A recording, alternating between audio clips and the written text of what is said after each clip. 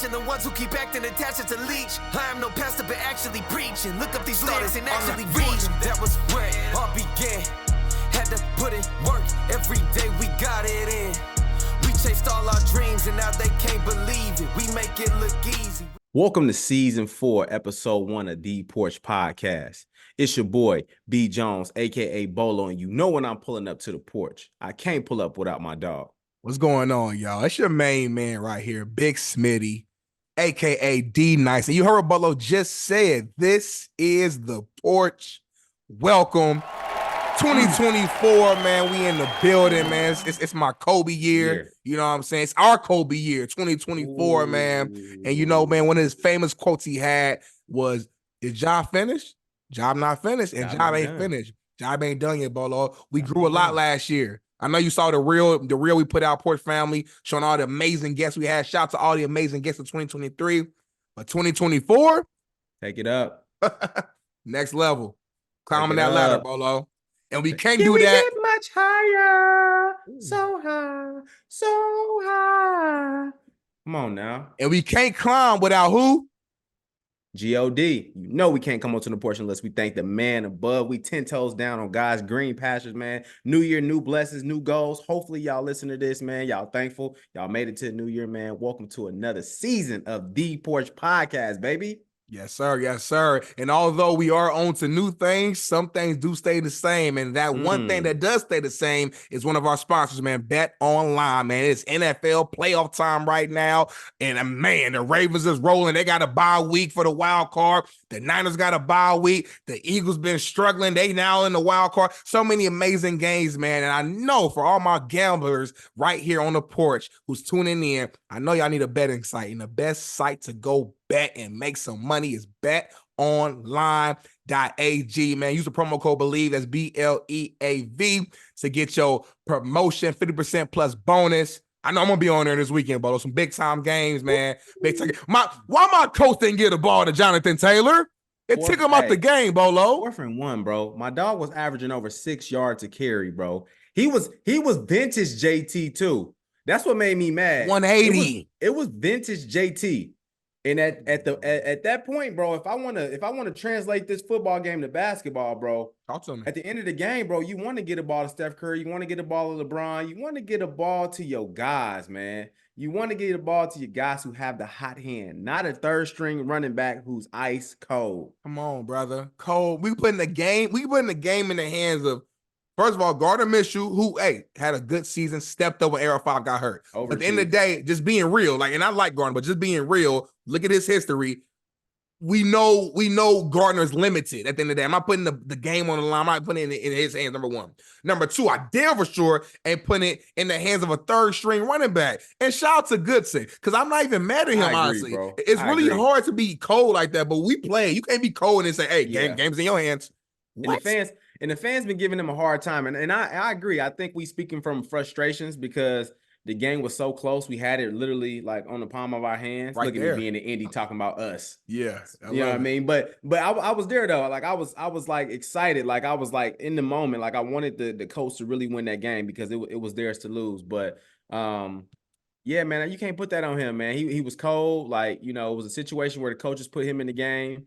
You know, had he caught the ball, had he not caught the ball, I mean, I just think it was a bad play. You know what I mean? I think I definitely agree. Like, if he would have caught the ball, it'd have been a first down. Oh, yeah. So real quick for clarity, I don't think the play call was bad. I think the personnel was bad. Correct. Because like at the end of the day, one, it was a bad throw. Let's keep it real. It was short. It was behind him. Just had to turn around, reach down. But also, you get paid a lot of money.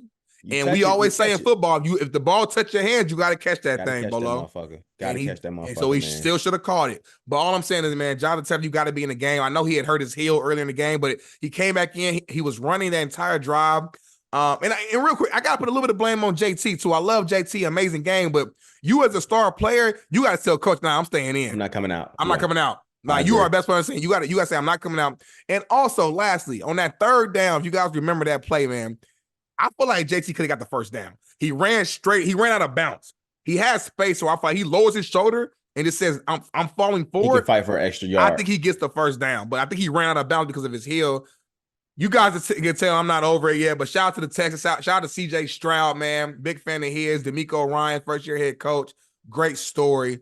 And we gonna dive into some more sports later. But yeah, 1,000%, bro. And before we move on, I just want to say this about the Texans and the Colts. I think the Texans and the Colts are probably one of the most dangerous teams because they both overachieved this year. yes. So them going into the playoffs, bro, they don't really have nothing to lose. You know what I'm saying? If the Colts would have played the Browns, or, you know, obviously the Texans are playing the Browns, the Texans are going in there on a high right now because they understand that, hey, we weren't even supposed to be here. We got a first-time head coach. We got a rookie quarterback. You know what I'm saying? We underachieved last year, and now we are in the playoffs. Like, let's go balls to the wall. So those are the dangerous teams you got to watch out for. So, and I definitely think the Colts would have been in that same position. But, you know, I think it's a lot of upside for the Colts, a lot of things to look forward to next year. So we'll see what happens in the offseason. Nah, most definitely, man. And the Texans are at home because the Jags lost, so they won the AFC South. So now Cleveland got to go there. So we shall see, man. But man, I'm so excited today, though, Bolo, man, because we are bringing the people something fresh, something hot, something new for the new year, man. And shout out to you for coming up with such an incredible idea. You know what I mean? Bolo, hey, y'all, don't sleep on Bolo's creativity, man. This man always, he get in that gym, he be sweating and doing his curls, and I get a video I know where, hey, this started, hey, some of that gym make your brain start going, don't it, Bolo? Hey, the ideas get to flowing. Hey, I'm telling you, man, that's why I got to continue to get in the gym. Before we get into the next topic, though, hey, man, it's 2024. I know everybody got goals. Everybody got things they want to accomplish, man. I'm back in the gym right now. I'm feeling great. Obviously, a new year, it shouldn't change a lot. You should have been starting things before the new year. But, hey, it's okay to start fresh. It's okay to start something new, start with a clean slate and get after it. So I'm excited, man. I'm on this health journey, man, and I'm going to continue to flow with this health journey. So if y'all rocking with this health journey, man, you know, make sure that y'all, you know, locked in, dialed in. It's okay to mess up. Just know you can always start over, man. And yeah, man, we're gonna keep it moving, man. It's 2024, baby. Yes, sir. Yes, sir, man. I love it, man. The pre-game speech, the post-game speech, the positive vibes, the energy, y'all. Hey, y'all, Bolo used to give us the best pre-game speeches, by the way, back during football. So it don't surprise me that still today, he's now translated those football speeches to life lessons, man. That's what I'm talking about. Big dog shit, man. That's why you my dog, bro. Give my flowers, bro. That's what I'm saying, bro. That's why I love this dog, man. For real. Man. Love you too, my God. I love you too, my God. Men got to say that more. It's okay. You ain't soft. You a grown ass man. It's okay to say I love my brother. What you talking about, man? You know say it now while we hear and while we can't say it. Come on. Yeah. Come on now. All right, but anyway, man, I teased y'all enough. We got a brand new segment that my boy Bolo Bands put together. Sponsored by Bet Online, man. It's called What's Your Response? We about to get spicy, man. Bolo, can you please explain briefly what this is? And then can we dive into our first scenario? Yes. So, Porch family, me and my boy Big Smitty need some help, all right? So this segment is called What's Your Response? So this is where we'll get a real-life scenario from our friends or family, real-life people, real-life scenarios. And instead of us giving our advice on that specific scenario, we'll ask our guests or even the Porch family to give their advice on that specific scenario. So today, obviously heading into 2024, we got to start fresh. And you know I got some tea, y'all. So this scenario, I really want to get y'all advice on it because I was kind of torn. So check this out. One of my good friends came to me with a situation that happened to him on New Year's, right? He's been in a relationship for about 6 years with his lady. And on New Year's, they went their separate ways, right? So she went to the club with her girls. He went to the club with the guys. The next morning at breakfast, obviously, you talking about your night, you talking about how your New Year went, yada, yada, yada. So she mentioned that she didn't have to pay for much because a gentleman paid for her drinks. The conversation literally went 0 to 100. This is what he told me, went 0 to 100, y'all, because he mentioned that if he would have bought a woman some drinks, he would be in the wrong. So I got to ask y'all, I got to get the advice. He asked me, he says, is it acceptable for her to accept drinks from men? So my question that I'm going to ask y'all got to help me out. What do y'all think? What's your response? What are y'all responses to this one? Bolo, I know we really want to care about what the people say, but we got to give our little 2 cents on this as well. So real quick, man, it's funny you bring this up, the scenario. I have a couple of homegirls out here in LA. I ain't gonna say no names, but I got a couple of homegirls out here in LA where they've kind of like talked to me about this. Like, hey, I got a dude, I got a boyfriend, whatever, I got a fiance, whatever the case may be. But he understands that when I go out with the homegirls, you know, we looking good, we dressing good, whatever. There's men who's gonna want to buy us drink. And I told him straight up that, hey, I'm going to accept it because I'm saving money. I'm saving us money. And it's been cases where though some men are okay with that because the woman has told them straight up that this is how it's gonna go down. He ain't about to get my number. He ain't about to do nothing. It's just some innocent little, maybe some innocent little flirting just to keep them like thinking shit is sweet. Get the drinks, and then the girls go do their own thing. They go to their own section. They got their drinks and they're good. Me, on the other hand, though, I'm not having that shit. That's not what I'm doing. And I also would say this. I think if you married, is different than if it's just like your girlfriend. I believe like you got that thing on your finger. I think it's disrespectful for another man to approach that woman, that married woman, that woman who's committed to her husband. You walk up, see that ring on her finger, and you want to offer her a drink. Because my question is always to the men, what are your intentions? Why are you buying them a drink? Are you buying a drink just because you just got a lot of money and you just in a good mood? Well, if that's the case, get on the fucking DJ mic and tell everybody that drinks are on me. Don't go up here to my woman. That specific person to drink. You talk gotta to me. Everybody to drink. Everybody. Now we cool. Now we got something going, big money. But when you go to my woman specifically, what are your intentions? You're giving them a drink thinking that's going to lead to you getting their number, lead to you dancing with them, and lead to you going home. Not with my woman, not with my wife. So I think when you married, especially, it's a hell no. If it's your girlfriend, for me, it's still a no. But I think it's a little bit more wiggle room because, like, if you ain't married, like, we grown now. If you ain't married, like, we together, but we ain't together. Like, we ain't. You haven't, as the man, you ain't fully tied that in and made that full commitment. So from a woman's perspective, it's like, why am I going to spend my money and miss out on opportunities to meet people, get some free drinks, etc., when you ain't even took that bended knee to even fully commit to me? I'm fully committed to you and your ass and your feelings, and you ain't fully committed to me. So that's my 2 cents, probably more like 10 cents. But that's I think it comes back to a respect thing. Like, married or not, I think it's a respect thing.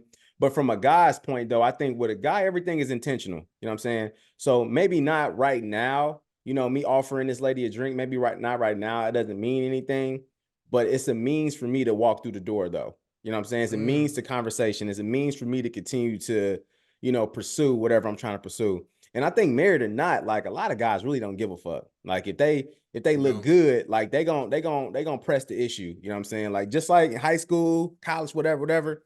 Yeah. You walk down the street, like, hey, what's up, shorty? You got a man? Yeah, I got a man. Whatever. Shit, can I be your friend? He don't let you have no friends. Like, that'd be the quickest line a motherfucker say is like, damn, you can't have no friends. Like, they don't really care. You know what I'm saying? But I think it is disrespectful, though. I think it's disrespectful. I get you saving money. I get, maybe it's a nice gesture, but the double standard in it is like, hey, if I'm at the club, woo, like, I'm doing my thing, and I'm like, shit, this is a nice looking woman or a nice group of women right here. Shit, I'm gonna go ahead and get them a bottle or buy them a couple drinks. Yeah. Hey, how is my lady receiving that? You know what I'm saying? I think it's just a tough situation, but I do know that women go into clubs and get free drinks all the time. All the time.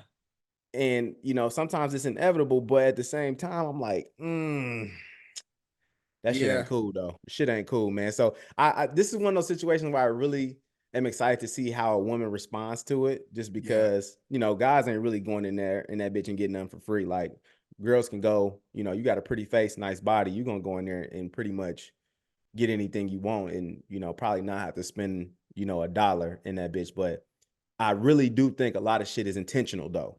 From a man's perspective. So a motherfucker told me back in the day, if you make them smile, you got them. So for me, it's like, bro, if you accept that drink, from their end, they got you. Yeah. Even if they don't pursue you, they know that, like, since you accept my drink, then you gonna accept this conversation that we about to have because I bought you a drink. Yeah. Exactly. Even in the slightest, you know what I'm saying? It ain't got to be a real in-depth conversation. But since I bought you a drink, though, the common courtesy side of the things is for you to at least talk to me for a little bit. Yeah, just like at least a couple minutes. That's real, bro. And people say, women, man, they say, man, they love a man and make them laugh, make them smile, man. It might be a dude don't even look that good to them, but they just make them feel good inside, make them happy. They appreciate that, and now they gonna talk to you. So, nah, that's real. I can't wait to hear from the Porch family, and definitely the ladies of the Porch. I need the ladies of the Porch to comment. I want to hear from y'all for sure. Gotta comment below. Let us know what you think, man. Let us know. Do you got another one, Bullo, or do we got, or are we one and done today? That was a real good one. I didn't know if you had another one. I think it's 2024. I think it's only right we pop up with a banger, y'all. And like I said, it's 2024. So, you know, I'm that cool, casual, nonchalant type of guy. I'm gonna be real, like in the middle. Like I ain't gonna be too swaying towards the guy side, too sway towards the women's side. I always keep it balanced and even, right? So one of my homies hit me up, right? And he was like, man, you know what? You know, I make a lot of money, man. And he was like, I find myself always going on dates, paying everything and paying for nails, hair, all this stuff like that. And, you know, only thing I really get is sex. You know what I'm saying? I really want to be, you know, in a situation where people are nurturing and taking care of me too. He said, I'm at the point where I'm done dating women that make minimum wage. Ooh-wee. So I got to ask you, Porch family, what's your thoughts about a man saying I'm done dating women that make minimum wage? Preach. My brother preaching. I am not dating no woman who ain't making no money. I agree 1000%. Obviously, we both married men, so we're speaking hypothetical, but I'm gonna be real with you. My wife paid. I'm sorry to say. I'm talking my shit today. My wife, she make money. We That's good. What I'm saying. Like, we breaded. If something happen, if I fall off, we still good, is what I'm trying to say right now. And for me, you know, even in my household, like that's what I consider as almost being equally yoked as well. You know what I'm saying? Like, you know, at the end of the day, I know if I fall short or whatever, like she gonna pick up the slack. You know, like people say all the time, it ain't always got to be 100-0 or 50-50. It can be 60-40, 30-70, but it don't matter what the ratio is for the man or woman. Just know that if I fall short on that 30, I know she's gonna cover that 70. You know what I'm saying? Like that's just how it always got to play out. So to have somebody that you can rely on like that, I think it allows you to do more, and it's almost like almost another safety net for you too, when it comes to trying to accomplish certain stuff. And I'm glad your boy brought up too. He's like, listen, I want more than just sex. I can get sex from any woman in the world. Just being real, like that's whatever. Anybody can offer that. What more are you offering? And it's like, just like a woman want to be like, they want their hair done, their nails done, their toes done. Sometimes a man want you to pay for their haircut, not because I can't do it. It's just the thought that you're doing it. You know what I'm saying? Men get their manicures and stuff too. It's a spot out here in LA where you get a glass of whiskey and you got women who do a clean manicure and pedicure. Yeah, take care of me. I like a nice back massage at the spa. Like, why it's 2024. We're gonna keep saying that all episode long. We gotta change the narrative. All that macho man shit. Fuck all that. I'm trying to relax. I want my shoulders massaged and relax. Take care of that for me. And a lot of stuff in this world, you need money for. It is what it is. I'm not saying money's the most important. It's love, it's family. We know all that. But on this earth, you need some bread. And we too damn grown for you be walking around here broke. I'm sorry. We 30 plus years old. I might be 30 in about 10 days. My birthday. I might be big dog shit. Big 30. Steph Curry year. I'm taking all shots this year. With the shot. And I'm doing that no look. I'm turning around because I know no motherfuckers are switching. So that's my mindset this year. I can't be with nobody who ain't. Because to me, if you 30-something years old and you minimum wage in today's age, in today's world, back in the days, you might have a little bit more leeway. In today's age, today's world, bro, so many opportunities to make money, so many opportunities to like hustle, figure it out, get another job, Uber. It's just it's too many routes, so many opportunities. Like, you can make some bread. There's no way I'm out here busting my ass doing all this and that to take care of both of us, and you only bring in a 7. What's minimum wage now? 8.25 or something. Yeah, and I guess I get minimum wage is low, but you know, we just talking about. You mean just low bread, lower income, whatever where you know, maybe you asking for more than what you actually bringing in, type of thing. Like that's the big emphasis we gonna put on it, and also too, like living in the world now, you know, with social media, and you know, I think we're at a point where a lot of women are entrepreneurs, a lot of women are doing a thing, a lot of women are very successful, making a lot of money. Like, shout out to y'all. But I feel like the world, or even our culture, has put like this independent woman in the box to where they only can just be independent and make their own money and just do things for themselves. I really think an independent woman can make a good partner. Like, just because you're an independent woman don't mean you can't make a great partner. You know what I'm saying? Yeah. And then you have the other spectrum of like the women who don't really do shit and they just, you know, are getting breaded and getting pampered and taken care of, you know, by the men. You know what I'm saying? So I really think we need to kind of bridge that gap a little bit, or at least what the naysayers are saying about, you know, the two. I love it, man. I think that's a perfect segue to a video I posted on the porch, I think last week, where I kind of asked the people, do you still believe in roles within relationships? And the reason why I say I think that's a great segue, because you kind of mentioned connecting the independent woman to the woman who's like just not doing anything and just getting, pampered all day. I think there's a combination of both that's like the perfect mesh, because one thing about the quote unquote pampered woman, a lot of times because they're getting spoiled and they know they're so dependent on that man, they naturally are more of a caterer or more willing to just do stuff around the house or whatever the man may need because they know they're dependent upon you. And then on the flip side, though, for the independent woman, like the benefits of them is that they are independent, which means that if you do hit a rough patch, they got your back. Or even if you're not hitting a rough patch, you just know they got you, and you got a partner who can take stress off of you, and that's a huge thing as a man. Man, we stress out a lot about bills and taking care of the family and how we're gonna do this, that, and the third. We may not always show it or say it, but trust me, every man out there who's a grown man take care of business, they got some internal stress. And when you have an independent woman who can help relieve some of that, whether it's financially, emotionally, etc., that's a great feeling. But on the negative side, some of those independent women, sometimes they're so independent that they're not catering enough, or they don't want to cook and clean, do that stuff. You know what I'm saying? And then going back, the women who don't do nothing, sometimes they don't do nothing. Like they don't even, like, they can't cook, they can't clean, they can't wipe their ass, they don't know how to do anything. So finding that balance between the two, I think, is critical. And that's why I go back to the question of do you believe in roles in relationships? Because to this day, call me old school, call me whatever. Listen, I truly believe that roles are very important in relationships. It doesn't mean that a woman should only do this, a man should only do that. But I do think that both people in a relationship has their own like specialty. You know what I'm saying? Like me as a football player, I was a defensive tackle, defensive lineman. My actual job as a 3 technique was to stay in the B gap. If it's a base defense, I'm talking sports, and I'm connecting sports to real life. Stay in the B gap. That's my job.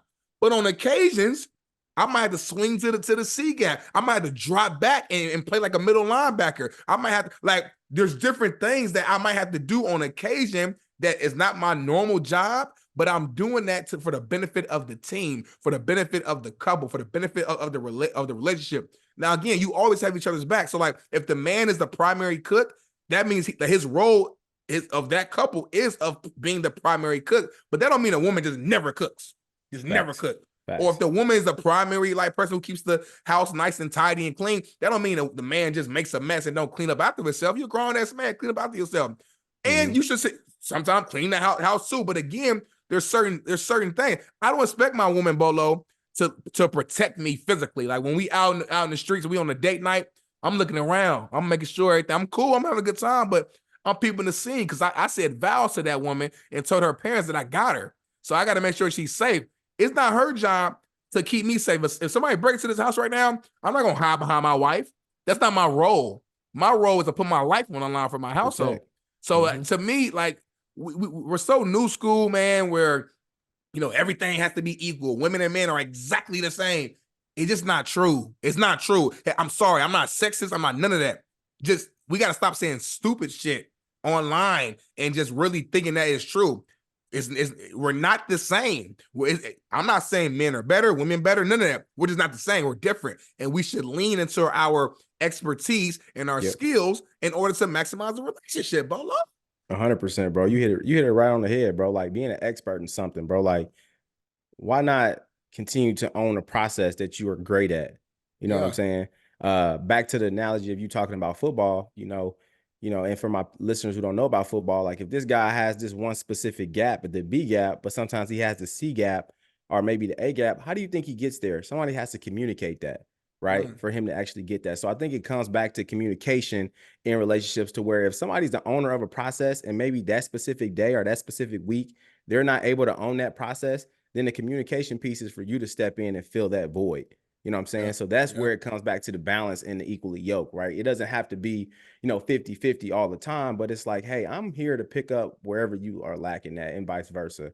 And, in my household, and I think we still work through it as well. Cause like I said, it's not in my household, it's not a situation where, I make all the money and she don't work. I think it'll be a whole different ballpark. Like she works, I work, it's equal, at that same point. But in my household, there's processes that she owns and that she's an expert in. If she is great at cooking, if she's great at washing clothes and she doesn't want me to, use the wrong detergent for the kids, or, she likes folding the towels a specific way, or she wants the towels and stuff to be put in the closet a specific way, or the bed to be made a specific way. She owns that process and she's okay with that, then that's cool. Right. Yeah. And if I'm like, hey, I don't want you touching the garbage can. Like, I'm taking all the trash out. Like, don't worry about that. I'm cutting the grass. I'm doing those things. Like, I appreciate and own those processes. So that way she don't have to worry about that.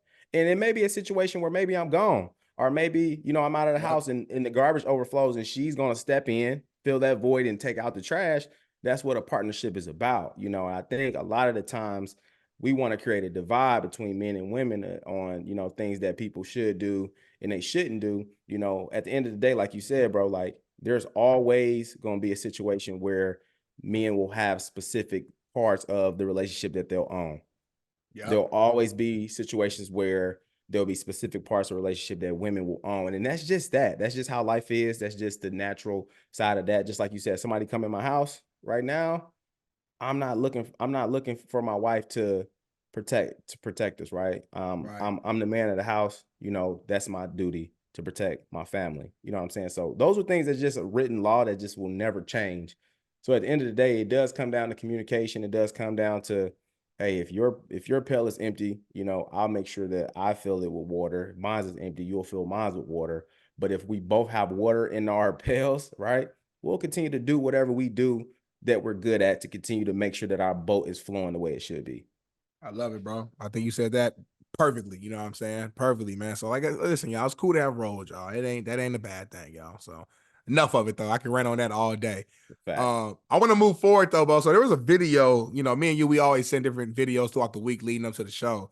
And it was a video, I think either you sent me or I sent you, where a man took out his lady and allowed her to bring some of her homegirls with her. And at the end, when the bill was ready, he thought he was just paying for his wife or his girl, whatever. And she was like, nah, you allowed you said my friends to come out here. You have to pay for all of us. And it was like 3-4 friends. So he paying for, 5 people, including himself. You know what I'm saying? 5-6 people.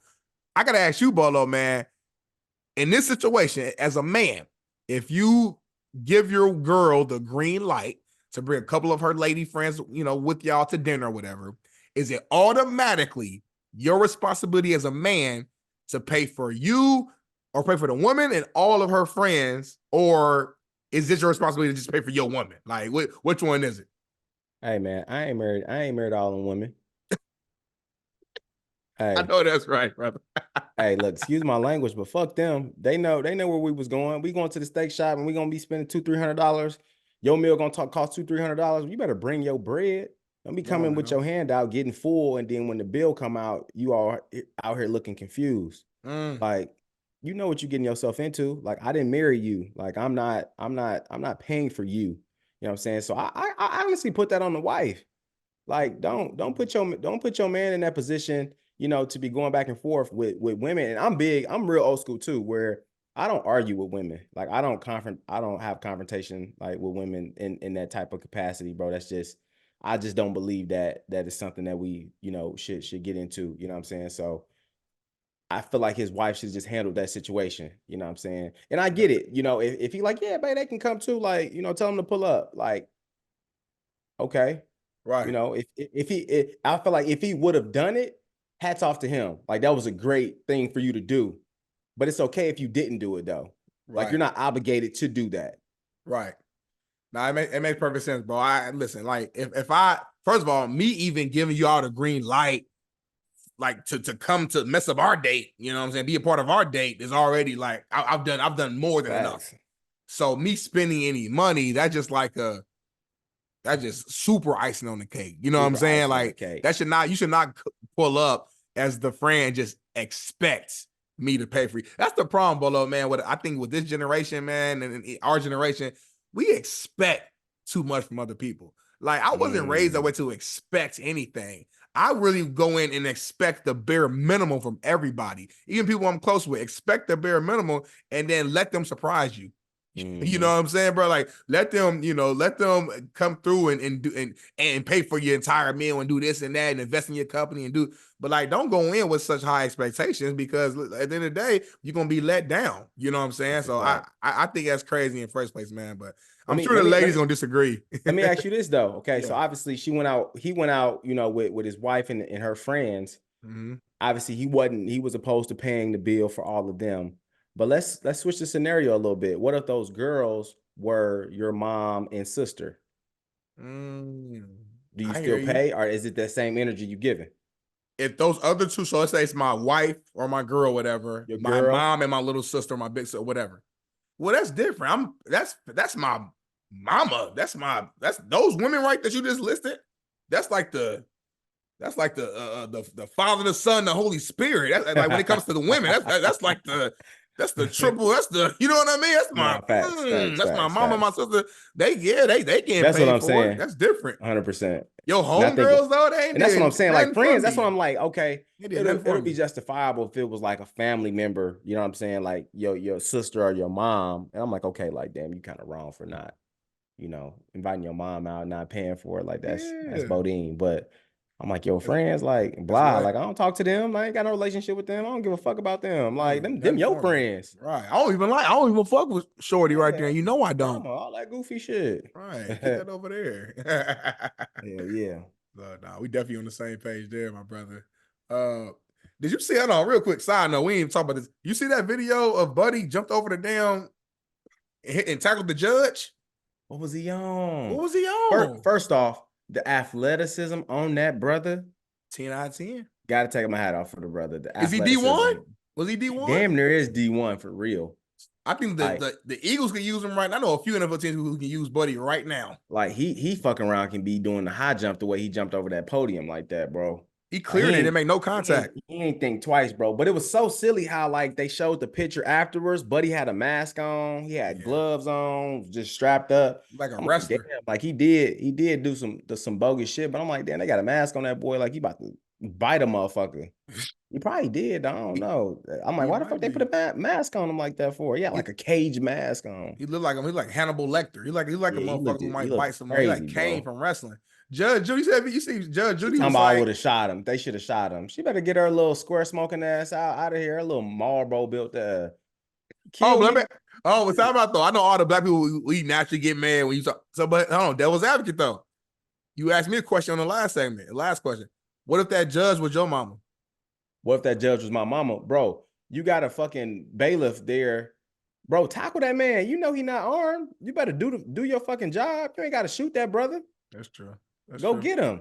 Like, you know what I'm saying? Buddy all like this and shit, punching on him like a little ass bitch. Like, bro, I would have soon as I would have tackled his ass out the air. What took them so long to get to him? That's weird. What took him so long, bro? Like, how you get to that point? Bro, because what happens is motherfuckers be posted just knowing that shit ain't gonna happen and shit pop off, probably feet stuck in mud. Stuck. Wasn't even trying to move, bro.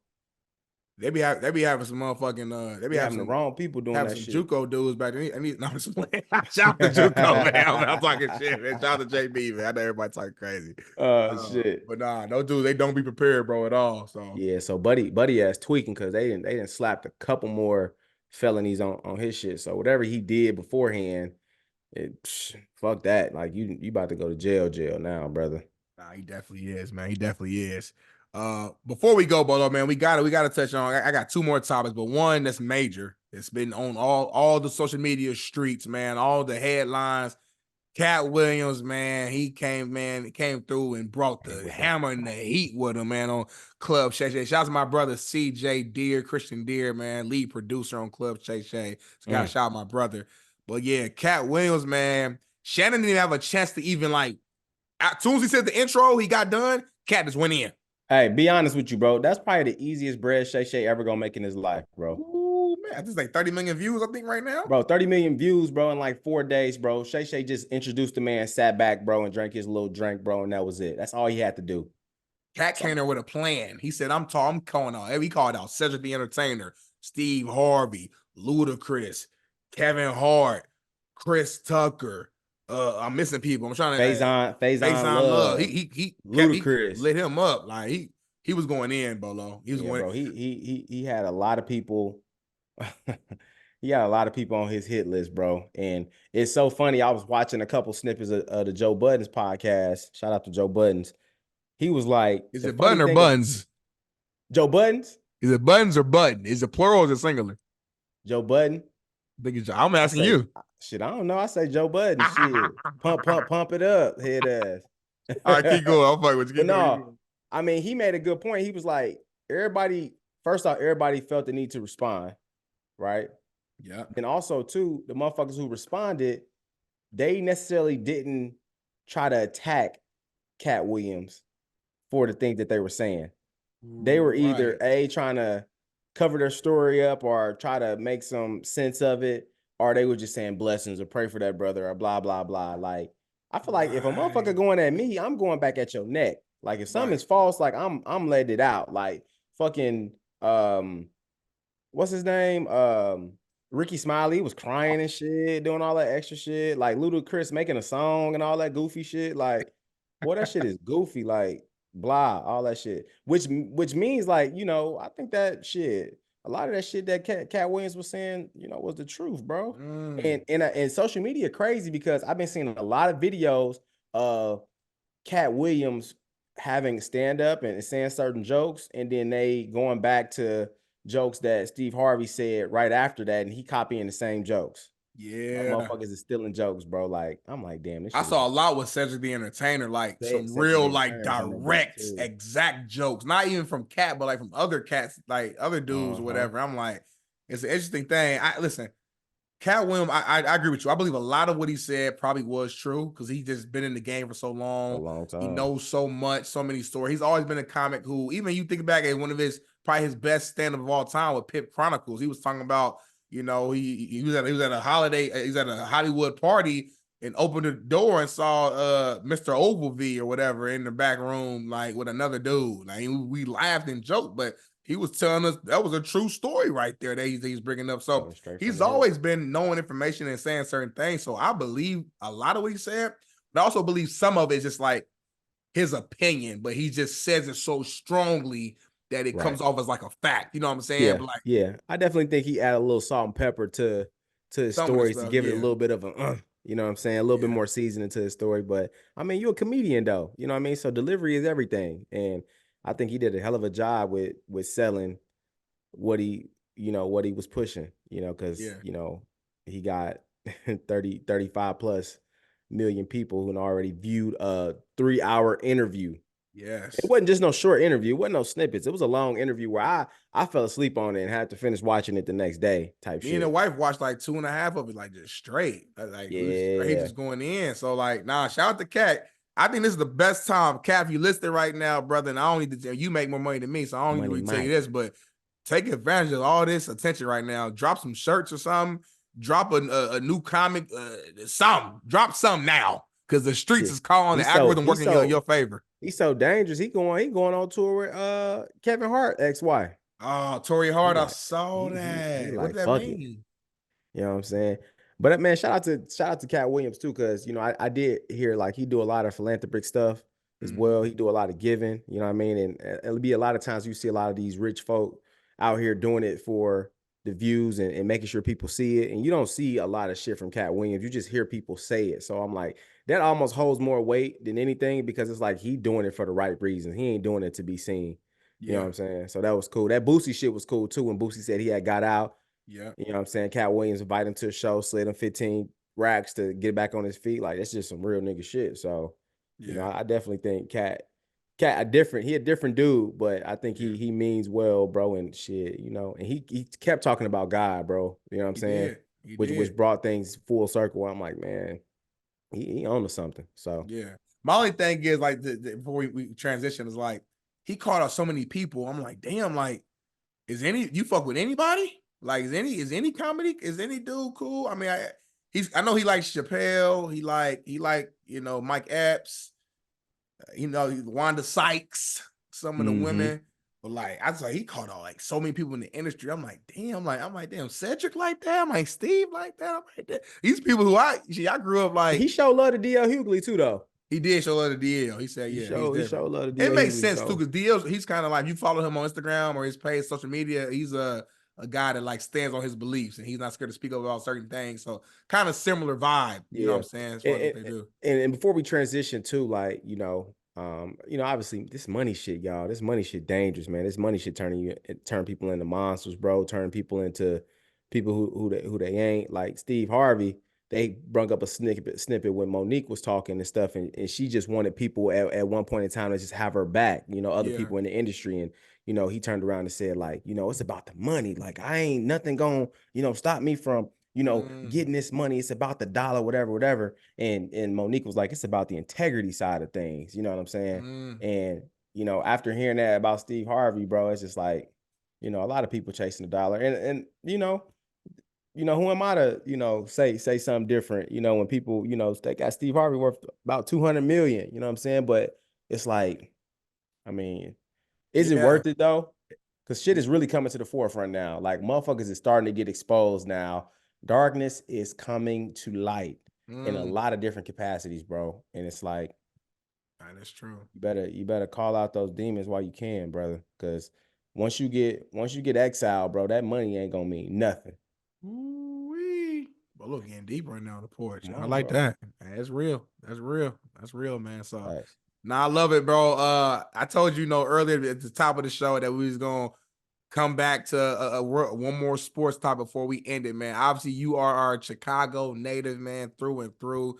Chicago Bears fan. Y'all missed the playoffs, but y'all did end this season, pretty well, man. We went 4-2 the last 6 games. We went 4-2. So Look I'll good. take how we ended. Yeah. And I know you were a Justin Fields fan. I actually am as well, man. He had so many highs and lows again this season. There's times during the year where you look at him, you're like, man, this guy, he looks like really bad. You know what I'm saying? But then he ends the season, and you're like, man, this guy, you put the right piece around, you give him time, the right system, this guy can be a legit quarterback. Now, the main topic of discussion right now going on in sports media, one of the main topics is, what should the Chicago Bears do? You guys have the number 1 overall pick, and I believe the number 9 pick. I'll have to go double check to make sure, but I know you got number 1 pick. And Caleb Williams is the hottest thing out right now. Everyone's saying this guy is the next Patrick Mahomes. He's a lock. You'd be crazy to not draft him. You, as a Chicago Bears fan, man, what should the Bears do? What do you want your Bears to do? You want them to stay and rock with Justin Fields and use those picks to get like a Marvin Harrison Jr. and get some other weapons around them to really solidify that offense? Or you think it's a no-brainer, man? Hey, Justin Fields, we appreciate you. It's time to move on and go to Caleb Williams route. Bro, so I got 2 sides. I got what I know the Bears will do, and I got my thought on what I think the Bears should do. So the Bears, for me, bro, Bears is like that toxic girlfriend or that toxic individual, right? Where like, okay, you're attractive because you maybe you got a little bit of money, right? So I'm gonna date you, right? You're gonna pursue me, I'm gonna date you because you got a little bit of money, right? But all the while, right, speaking in the Bears tense, right, that, hey, like I'm toxic, I'm bad. So if you come in and make me a better person, great. But if you don't make me a better person, I just got to move on and find me another boo. You know what I'm saying? So that's just how the Bears are. The Bears, since 2012, had 14 different quarterbacks underneath the center, right? So what my thought is from this point, Justin Fields is no different. They're going to do away with Justin Fields and go ahead and grab somebody else. It's just like that toxic relationship where they toxic, right? They're going to put that toxicity out there, to make it seem like maybe he's the problem, but all the while the Bears are the problem. And then they just going to go ahead and grab another boo. And then that same cycle is going to continue to happen and continue to happen. Well, all the while where Justin Fields is going to realize to himself, he may even realize it now that, hey, I was thinking I was a problem, but I'm not the problem. You the problem. It ain't me, it's you. It's not me, it's you this whole time. That manipulative behavior is what the Bears have been doing, bro, to quarterbacks since 2013, bro. And in that organization, that has always been. It's been toxic, bro. They let that black head coach go, who went 10-4, I think, at the time, bro. Took these guys to a Super Bowl, and they ain't had a winning season since. You know what I'm saying? So now they toxic. Now they in situations where they can't get themselves out of, and now they just bringing these young quarterbacks into situations and trying to fuck up their career. Mitch Trubisky, Justin Fields. You know what I'm saying? Like, come on, like this is gonna be an ever cycle. Like, I don't think Caleb Williams will get to the Bears and change the narrative. I think it's going to be the same cycle. I'm not saying that Caleb Williams and Justin Fields, like, who's the better quarterback, blah, blah, blah. I don't think that matters. I think you can grab the best quarterback out of the draft. I think you're just going to run into the same issues. You know what I'm saying? Like, he's going to run for his life just like Justin Fields ran for his life. There wasn't no offensive identity. There probably won't be no offensive identity with Caleb Williams either. But what I think the Bears will do, though, right, to answer the question, though, I think they'll go with Caleb Williams. And then I'm gonna go ahead and say that the Justin Fields is gonna get picked up by the Atlanta Falcons. He's gonna go play in his hometown, and he's gonna be a good quarterback for him. Oh man, drop the mic, man. I'm gonna add the clapping sound effect to this point right here. That was a hell of a take, hell of an analogy. The black head coach you was referring to was Lovie Smith. Yes, that was the first time in Super Bowl history that two black head coaches have faced each other, and Tony Dungy and Lovie Smith. And you're right though, man. It's not really the quarterback problem in Chicago. It's the Bears foundation. Y'all have never really had a quarterback, really. Now that I really look back, that's always been like y'all issue, just the quarterback position. Jay Cutler, bro, was a quarterback. He was decent. Yeah, you know what I'm saying? Talented. Super talented, you're right. And that's the guy who took us to where we needed to be. You know, think about the evolution of the game now. Well, it was Rex Grossman who was Super Bowl with. Rex was Rex. Yep. And then we had Orton. Orton was our quarterback for a little bit. You know what I'm saying? So we had a lot of different quarterbacks, but like the evolution of the game, you would think, you know, now that we're getting like a Mitch Trubisky, right? I thought Mitch Trubisky was a decent quarterback to where he should have been able to work. You know what I'm saying? Pretty good quarterback. Justin Fields, no brainer. Right. No fucking brainer. He should have been in there playing for the Ohio State, playing in those big time games, bro. His game should have translated properly to the NFL.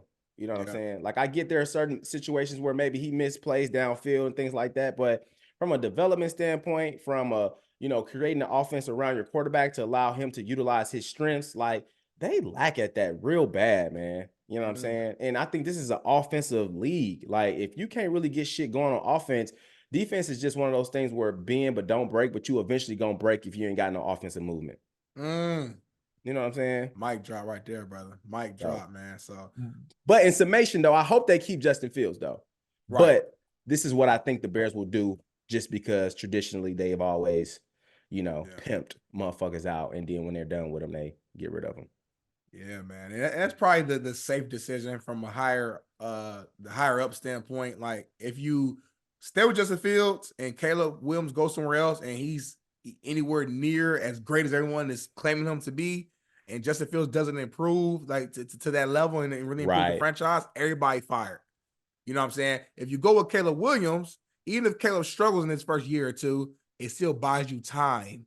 You know, man, because no one's gonna look at you crazy if you drafted Caleb Williams, because everybody's saying you should do that. Everybody named Mama saying that. So it's like, all right, cool. But if you go another route and you stay with your quarterback over Caleb Williams, because now it's gonna be like you passed up an opportunity to get Patrick Mahomes because he was in the same draft with Trubisky. People forget about that. Now you pass him on the opportunity. Last year you passed him on an opportunity to get C.J. Stroud. Because you already had Justin, but you could have got Bryce, you could have got C.J. Pass that up. Now this year they would say you passed up on Caleb, Penix Jr., Drake May. That's a loaded quarterback class. So loaded quarterback class. I think they're going to go the route of going with Caleb Williams just to protect their jobs and kind of save face. So yeah, I'm not fucking with Eberflus, man. I think they get Caleb Williams. They'll probably get a receiver. I mean, who knows? We'll see. But you still got to get somebody to block for him. You know what I'm saying? Like, no matter who it is. Caleb Williams is definitely a great athlete. I think analysts in the world put a lot of pressure on that kid to be something that I don't think he will be in the league. I think in the league, you got to be more than just an athletic quarterback. Like, you got to command the room. You got to command the locker room. You got to be a leader. You got to show humility, like things like that. And the last couple games that I've seen from him, bro, just kind of shows the kid in him. He didn't really show his maturity, bro. And I think that shit really is going to play a big part in his success, bro.